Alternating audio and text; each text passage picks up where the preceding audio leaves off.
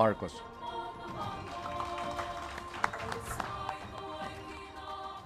Thank you, ES Luke Bersumin. Please sit down. Members of the cabinet and our hosts, are they here? The ayun. Oh, okay.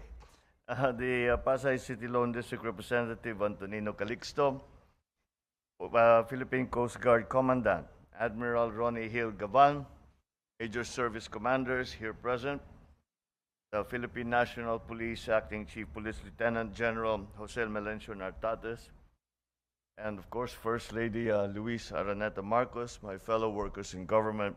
Good morning. I leave today for Kuala Lumpur to attend the 47th ASEAN Summit and related summits upon the invitation of Prime Minister Dato Seri Anwar Ibrahim.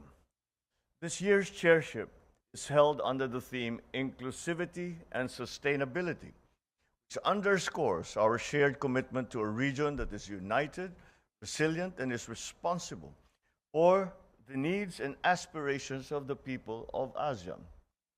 The Philippines fully supports Malaysia's chairship this year and its vision of an ASEAN that promotes meaningful and inclusive and sustainable development.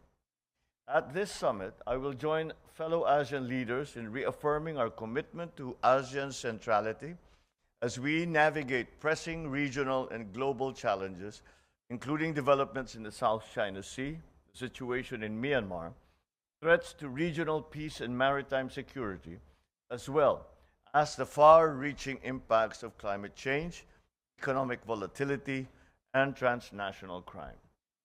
I will continue to champion our advocacies in promoting an open, inclusive, and rules-based international order, and for the peaceful resolution of disputes in accordance with international law. I will also highlight the Philippines' commitment to rules-based multilateral trading system, a vital compass as we navigate today's complex geo-economic challenges.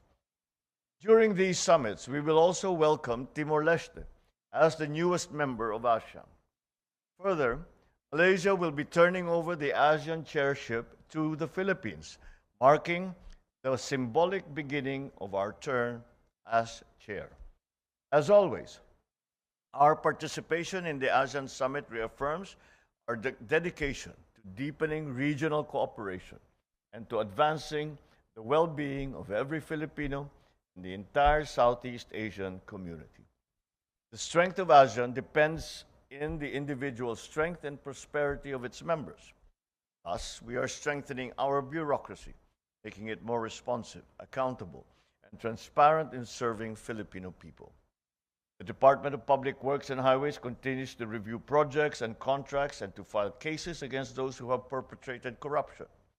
In addition, DPWH has looked into the pricing of construction materials and found that several items like asphalt, steel bar, cement were overpriced by as much as 50%, and actually there are some egregious examples where it's even more than that. In order to ensure that the costs of DPWH will reflect the costs of the market and to ensure that the people's money is correctly spent, I have directed the DPWH Secretary to bring down the cost of materials by as much as 50%, which will result in savings in the capital outlay, spending of at least 30 to 45 billion pesos. This is money that we can use for services such as health, education, and food that our people desperately need. At the same time, the Bureau of Internal Revenue will recalibrate its priorities and ensure that all those found complicit in the irregularities surrounding flood control projects are held fully accountable under the law. We will uphold fairness in our tax system. We assure our micro, small, and medium enterprises and large corporations who have been lawfully paying their taxes that you will be treated justly. We are just moving the focus from the MSMEs and from the auditing of large corporations. We are moving those efforts towards these questionable projects that we have been able to find. The Department of Finance has also instructed the BIR to look into the possible exemption of certain taxpayer segments from the obligation of withholding and remitting creditable withholding taxes, and the simplification and lowering of the applicable creditable withholding tax rates. With this, we hope to provide relief to majority of our taxpayers burdened by complex tax compliance requirements without revenues to be foregone. In the same vein, and following my directive on providing tax relief to those who need it the most, our employees, DOF and the BIR have submitted proposals for the increase of the ceilings for the tax-exempt de minimis benefits. As an example, a uniform and clothing allowance of more than 7,000 pesos per year is subject to tax. Since cost of clothing has risen, we are looking at increasing the de minimis ceiling to 8,000 pesos a year. But these changes are not just about numbers. They are about fairness and dignity in the workplace. Every Filipino worker deserves to benefit from the nation's growth. We hear our people's call for government interventions to lower the price of goods, especially food.